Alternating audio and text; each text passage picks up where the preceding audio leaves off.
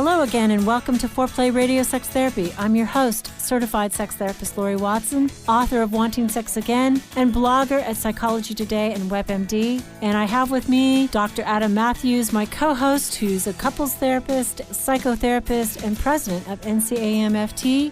Foreplay is dedicated to helping couples keep it hot. Thanks for listening. Now on to today's topic. All right. Hey, Laurie, how you doing?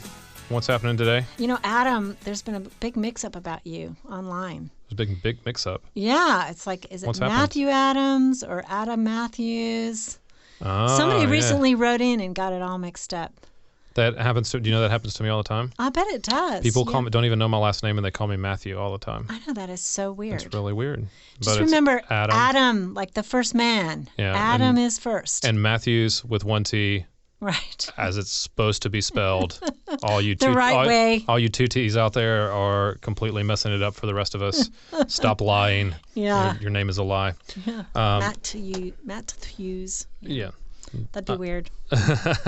Well, today we are talking about sexual resilience. And I don't know that most people think about their relationship in terms of resilience. But it's a big topic lately in terms of a quality or trait that people possess that helps get them through difficult times. Yeah, a big research topic. In terms absolutely. Of how do some children have resilience, right, in life? How is that developed? Why do some people come out of difficult circumstances and have resilience and others don't? When others don't. But resilience is essentially the ability to bounce back, right? The ability to summon courage and strength to push through difficulty. And it is shown it's important in a whole multitude of situations.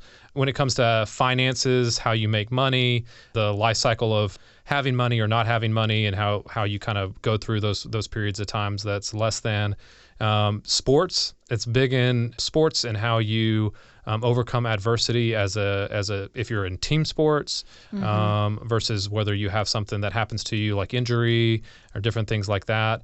But it's especially true in couples, right? And you mentioned kids and some families too, but especially in couples, and it's just starting to kind of be more defined because there's relational resilience, and then we're going to talk about sexual resilience as well, but they are connected.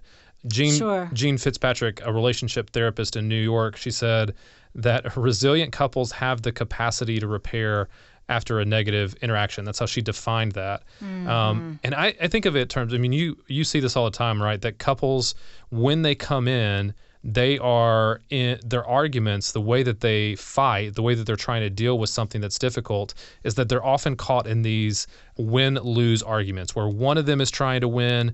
There's going to be a winner and there's a definite winner, and there's going to be a definite loser. You hear that all the time. I had a client the other day that said, we were talking about a fight that they had, and he said, I just took the L. Meaning he just took the loss. And I was like, no, like what? Like that's not a thing. That shouldn't be a thing. That's not a thing in relationships where one of you is winning or one of you is losing or there's points, keeping going on where we're trying to decide who's actually won or lost the argument. I think that is so deadly because I think it gets them into they're playing tug of war rather than trying to solve a problem together. They're trying to prove how right they are.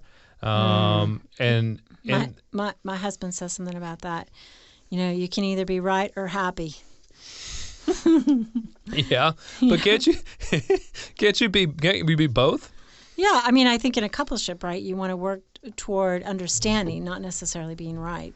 Yeah, and that's what I mean. I think like we go toward one person's right and one person's wrong rather than what is. I think that's another way to conceptualize the win-loss type of deal is that you're either I'm right or you're right rather than there may be elements that we're both right. Absolutely. And we can work together. But just even said that just for the record, who wins more arguments, you or your husband? I don't know. I would say that we do things his way, seemingly in my mind, more often. You do? Yeah. Yeah. I mean, I'm a pretty strong personality, but we do tend to do things. That's I'm not going to lie, that's surprising to me. Yeah, it's surprising to me too. That probably is the same in our relationship as well. But resilient couples, there's some things that they do that couples that aren't resilient don't do. Instead of trying to prove how right they are, they shift the focus to themselves. The individuals go toward what is my responsibility here, and how they can calm down, especially when it's a heated or emotional topic or conversation, so that they can focus on the best outcome for each other. Karen Scarrett calls this the we-ness of the relationship, which I really like. They have an awareness of the we-ness and a focus on that's going to become, that's something that they're concerned more about that than on being right. So I think of it and have said sometimes it's developing the couple mindset. That there's an entity that when we commit to each other that is bigger than just ourselves. The right, wrong, you, me. There's an us that we're promoting. You know, I mean, it's sort of like a team, right? You might want to play the star player all the time, but the team needs to learn to work together. And so they don't learn that if you don't play all the players. And, you know, and maybe the star learns humility by, you know, being some other position or something. I mean, there's a team aspect that we learn we can actually win more if we operate as a team than if one person gets their way all the time. I think on teams you also learn that everybody has a role to play, and you can accept the contributions that they can bring to the table way more. And so you're not, you know, a lot of times I had coaches when I played team sports that would say, you know, you win as a team, you lose as a team. So if we lost, it was on everybody, right? It wasn't just on one person. If we won, it was everybody's win. Right. And I think that gets lost too. But I also have for some reason, it is so hard for people to take responsibility for their part and to look at it themselves in this. I had a couple the other day, and one of them, I can't remember which one said it, but they said something like, you know, they used the team analogy, and they said, you know, we're not on the same team. I just want us to feel like we're on the same team. But they were very much stuck in the win-lose mindset. They wanted to be on the same team, but they wanted the other person to come over on their side. This is how we get on the same team. You do it my way. Exactly. Exactly. Or you think like me, or you feel like me, you know, or you admit that you're wrong and that you made a mistake, rather than saying, how can I change the situation? But resilient couples don't blame. They don't point the finger and say, you're solely responsible for this. They look at the mechanics, the system, what's breaking down. They depersonalize it, right? That helps with recovery. Yeah, absolutely. It's so easy to see what our partner does wrong. It's crystal clear. It is so clear, right? Yeah, it is. And it's so difficult to see that we are contributing to a dynamic that keeps us locked into a power struggle instead of functioning as a unit. Yeah. If only they would change, then everything would be easy. Right, be better. Exactly. But resilient couples take that responsibility, but there's also sexual resilience, right? So what is sexual resilience? Tell us about how that differs. Right. So Beck and Robinson, they described it this way. They said it's a couple's ability to withstand, adapt to, and find solutions to events and experiences that challenge their sexual relationship. So in other words, they recognize challenges to their sexual relationship, but they work together to overcome those challenges. So you have 3 of those challenges, don't you? I have. Oh yes, children. Yes. Yeah. The little parasites living with me. Yes. Right. You have 3 of those. Exactly. They're beautiful. I love them. But yeah, I mean that's a common one that are going to be challenges to the relationship. Time, busyness, fatigue, work responsibilities, changes in libido, menopause. Yep. Cancer, disease. Any kind of disease. You know, I'm studying for my doctorate breast cancer, and that is called the we disease. Yeah. Because it impacts the couple so much in terms of, yes, it happens in her body, but they face mortality, they face the separation, the loss of potentially their partner, and then their sexual life is so impacted. And so, I mean, I would say every once in a while, you know, I listen to somebody and I think, you know, they have it all together, right? They have everything. They have a strong attachment. They have enough money. They have interesting jobs. They have beautiful little parasites. And, but oftentimes as they come through my office, there's some event that has happened, a health problem or something that was, not foreseen. And, it turns out into everybody's life, a little rain does fall. And it's really hard. But resilience, sexual resilience, is how do we manage that in a way that keeps us on track with each other and making love and feeling the good feelings that are possible. But I think you're hitting on something too, is that most people don't think that their sexual life is going to hit challenges and snags. They hear about them, but they go, well, that's not going to happen to us, as opposed to recognizing the dynamic nature of the sexual relationship. Right. We talk about it as the evolution of the sexual relationship, that it's going to go through ups and downs and peaks and valleys, and that everyone is going to face some kind of challenge in that relationship sexually. But the importance of it, the importance of resilience, really is that resilient couples overall, they feel good about their relationship and about their sex life together. They see it as a positive rather than a negative, and they are more confident in the strength of their relationship. They see their relationship as a strength and are not afraid of that conflict, which a lot of couples are. They're not afraid of those challenges. So not being afraid of those challenges, they're going to hold a belief that they can handle them when those difficulties come up.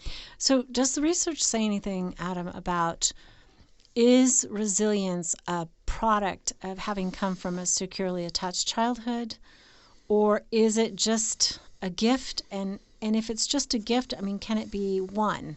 Can we fight hard and become more resilient? Yeah, I think definitely securely attached kids learn to have more resilience, right? Because it's that tether, right? They go out into the world, they fail, they come back, and they have a place to land. And so the secure attachment is going to allow them to have more resilience. However, we also tend to think, sometimes we think of resilience as a personality trait. We say, well, that person's really resilient, as opposed to thinking of it more like a muscle that can be built over time. Oh, good. So people that maybe were insecurely attached as they move into adulthood, like they can learn, as we've talked about, you can learn to be more securely attached. You can learn to be more resilient. You can develop some things, and maybe that's what we want to talk about when we come back, is ways for, as a couple, that you can build sexual resilience and relationship resilience into your relationship and learn to kind of manage those difficulties that come up a little bit better. Good, because we can't control the rain. Right? Okay. Good. We'll be right back. Speaking with certified sex therapist Laurie Watson from Awakening Center for Couples and Intimacy. Laurie, what is an intensive? So an intensive is 12 to 14 hours of therapy all in one weekend. And it's a way to really make fast progress compared to weekly therapy. There's just so much more you can get done when you have a chunk of time. Overcome the challenges in your relationship and your sex life. Learn more about intensives and Awakening Center's other services at awakenloveandsex.com. At Mathews Counseling, we believe it is our job to come alongside you in whatever difficult challenges of life you are in and help you rediscover hope and to find the strength that you have to face those challenges. We strive to create a safe and comfortable place for you to explore who you want to be and identify the obstacles standing in your way. Oftentimes, the first step toward finding help is the hardest, but it can also be the bravest. Give us a call at 919-587-8018. Find us online at MathewsCounseling.net. We look forward to working with you. All right, Laurie, so let's try to give some ways that you can build resilience back into your relationship. And I want to use an example, and we could talk about some real life, put some bones to it, into a relationship. So I want to talk about a couple that was resilient and a couple that's not. So Ray and Paula versus Jim and Nancy. They both experienced a drifting apart in their relationship. And over time, their frequency of sex, their desire for sex, they both dropped, right? And both of these are really common things that I think we both hear a lot. Where Paula and Ray, she traveled a lot for business. Ray was left alone. He worked full time, and he was taking care of their two kids, both whom had behavioral difficulties. Ooh, that's right? hard. So both of those, and they both described a high degree of dissatisfaction in their sex life, right? But you can see how both of those things, very normal life things that happen, can contribute to their sex life. They're not together very much. and he's kind of worn out by the behavioral problems of the children. The family system is in disarray a bit, so tensions are high in the household. Yeah. And she's only home a little bit. So I can imagine that would take a toll. Yeah. And so compare them to Jim and Nancy. They had 3 kids, both worked really high-powered jobs.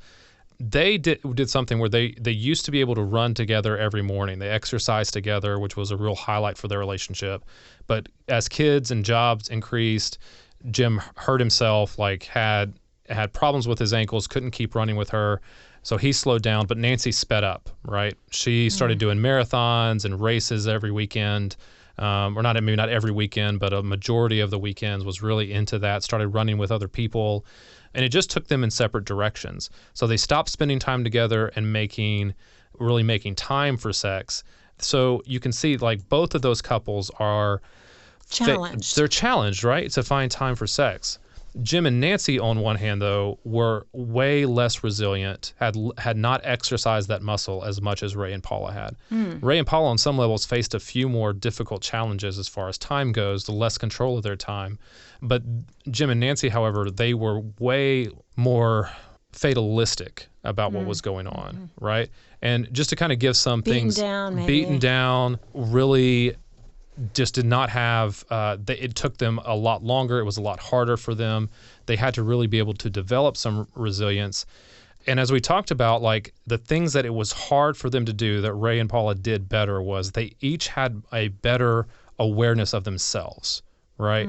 This was something that can be pointed out, that a therapist can point out to you, but a lot of times it's more helpful if you're able to have that awareness of your own. If you're able to raise that awareness to know when there is conflict, when you go to talk about sex, when you go to talk about how to resolve some of these problems, that you have an awareness of what is actually getting triggered for you. What is triggering the upset, and how does things like your sexual upbringing, your sexual history, and those experiences kind of predispose you to your feelings and approach to sex, right? Because those buttons get pressed and you're off to the races, right? Your blood pressure goes up, your heart starts beating really fast. Get physiologically triggered when there's conflict, right? Yeah. And so you say to Nancy, okay, what triggers you? What are you doing with your thoughts and emotions, and what would a woman like that say? She might not know. She may not know. That thinks that she's going to then blame her partner and say, well, she's going to start talking about him. She's going to start, well, he does this and he does that. And I'm going to have to say to Nancy over and over, I need you to talk about yourself. Tell me what's going on with you. But there's some kind of difficulty or block sometimes there that makes it hard for her to do that. So Paula, on the other hand, is going to say, well, I wasn't able to make sex a priority early on, or I didn't know that my parents were never sexual, so that wasn't something that I always thought it was just going to happen. And so she starts talking about herself way more than she starts talking about her partner. So she has a consciousness. First, it takes 2 to tango. Right? Absolutely. I mean, that all of us. We even when you're in the midst of it and you think your partner is, dead wrong and hurtful, it takes 2 to tango. So that awareness, is the first kind of step of, okay, I can't see how I'm also maybe damaging this relationship or hurtful in this dynamic, but I believe that. And so I'm going to think about what my part might be. And maybe they don't know. Maybe I don't know exactly, but being open to hearing about what my part in it is really important. Yeah. And because then you're also able to say, okay, when those things get triggered, right? When those things that aren't just my partner are happening, right? The emotional turmoil is happening inside me. The anxiety is rising. I'm reacting rather than just being able to be non-reactive and thoughtful in the process. What helps me calm down? What helps me get back to center? And how can I apply those when our sex life runs into difficulty, right? Or when our conversation about our sex life runs into difficulty? Can I take a walk? Can I exercise? Do deep breathing and meditation, listening to music? What is it that is effective in helping me come back to be a non-reactive presence rather than somebody that's just got automatic thinking and automatic reactions going on? Right. And I would say that just from an attachment theory perspective, what you're talking about is mood stabilization. but that a person in a situation where they're triggered knows how to calm down, and they know that because in secure attachment, we internalize the parent, the comforting parent, the parent who, like you said, you have a bad day and you come home, you spill it all out, and your parent says, I care about you, you're still a good kid, we'll get this together, tomorrow's going to be a brighter day, and somehow or another there's this magic that you feel better having told your parent as they've comforted you. So relationship is a safe source for comfort. And then in adulthood, we carry that with us, and we have a bad day or our partner is acting out, and we tell ourselves it's okay, we'll be able to manage this, and we calm down. And for many of us, we have to learn how to do that. And you've just said, it's taking a walk in the moment, deep breathing, telling your partner, I got to take 10 because I'm getting too charged up. So that might be part of it. And your partner, as a resilient, securely attached person, is going to respect that. Right. Right. Versus follow you into the next room and bang on the door when you shut it behind you. Yes. Yeah, don't do that. Or don't scream do that. Any of you. Or scream after you, call after name, call like things like that. Yeah. You're too hot. If you're name calling, use your feet to walk out of the room, because sometimes people can't control what's coming out of their mouth. So I always say use your feet and control where you are, walk out of the room.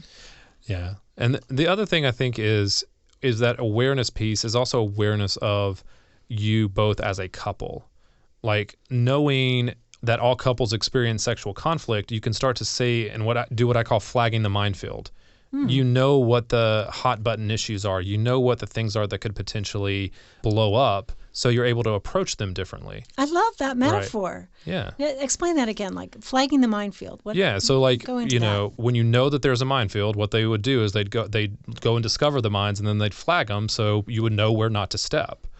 Right? You go get blowed up if you step there. Yes. So, metaphorically speaking, as a couple, this is an issue. If we know this is, we don't want to go here, then we're able to approach that situation differently. Politics. When it my husband comes and up, I cannot talk about politics. Yeah, so that's one for y'all. Oh my gosh, yeah. Yeah, I mean every couple has things like that, right? And so you have to kind of step slowly through that. You're going to approach it differently. You're going to be more gentle around that issue. Use gentle startup in those type of situations, and understand that it's a dynamic of the relationship. It's not necessarily one person's fault or the other person's fault. It's just part of who you are, and you can accept that. I think then in that resilience, when you start to learn some of those things, then it just becomes practicing, right? You just have to practice that resilience, those things like noticing your breath and your heart rate, when they spike. I mean, I think that's such a huge thing. I don't know if you've ever used pulse oximeters I have one. I have one on my desk. You have one on your desk? Yeah, I thought it was in here, and I was going to lift it up and show you. But we use pulsometers sometimes with couples who are in conflict, just to demonstrate how elevated their physiology is as we put a pulsometer on their fingers. And it shows. And oftentimes the pursuing partner looks angry and worked up, and the distancing partner looks cool as a cucumber. Yep. But then when you put the pulsometer on them, it turns out they are just as elevated physiologically. Their pulse is going crazy too. They just don't manifest it on the outside, but they feel it on the inside. That is one of the reasons they're withdrawing. Absolutely. Is they're trying to get enough space to cool off. So sometimes they shut down. If you are going to therapy, that's a great tool to ask your therapist to use for sure. Because it can help you start to learn how to regulate that, because you can regulate it. It is something that you can master, but you have to notice that it's actually happening. Practice also, I think, for distancing partners involves noticing when they start to get triggered to stonewall or start to get defensive. Because I think those two horsemen are the ones that distancers do probably more often than the others. But for pursuers, it's when they start to get critical or they start to get contemptuous in the relationship, right? And being able to notice when that happens. And when you notice it, to shift course. Like being able to say, hey, hold on, I just got critical there. Let me try again. I shouldn't have said that. Let me try again. That's active resilience. Yeah, absolutely. I am getting back on track. Yeah. Right. When I find myself off course, I get myself back on track. Yeah. The other thing that I would mention too is that sexually resilient couples find the humor in the challenge. Right. You were talking about my my 3 little angels that are all over my house right now. It's like sometimes me and my wife just look at each other, and one of the kids is, doing jumping jacks on the dinner table, and another one has taken all his clothes off and is just running around. You let your kids jump on the table, Adam? Did I say let them jump on the table? I did not. But sometimes me and my wife just look around and just go, is this really our life? And we can't help but laugh at it, right? I mean, we have to laugh at it. Otherwise, it just feels chaotic and crazy. And so I think being able to find the humor in whatever the challenge is super important. And then the last thing that I'd mention is I think sexually resilient couples, they're committed to solving the problem. Right. And so they're going to do whatever it takes. They're going to keep coming back to it. They're going to keep discussing it. They're going to know when to take breaks, but they're not going to let those breaks last for a really long time. Right. They're going to come back and really be committed to working it out again together in that team type of environment, and really say we can do this. We can be hopeful, and we can kind of get this done. Yeah, I think too. Just my last bit would be sexually resilient couples understand that there's an arc, that things don't change overnight. That dynamics, it isn't just whether you have sex this night or whether they want it this night. It's you take a long view. Like, yes. Are we going to want it in 6 months? What do we need to change? How do I listen to you? How do I care about you? So that in the long run, we have something that's alive, erotic, and Absolutely. exciting. I think that's great. Okay. Well, we hope you can practice that resilient. There's lots more tips out there. These are just a few of the ones that we found helpful. So remember, practice. It's something you can do. You can do better. Good luck out there. You can now call in your questions to the 4Play question voicemail. Dial 833-MY-4Play. That's 833-4-PLAY. And we'll use the questions for our mailbag episodes. Hey, help us stay on top here at 4Play. We'd love it if you would subscribe and share it with your friends. And please take 1 sec and rate and review us. Thanks so much. All content is for entertainment purposes only and should not be considered as a substitute for therapy.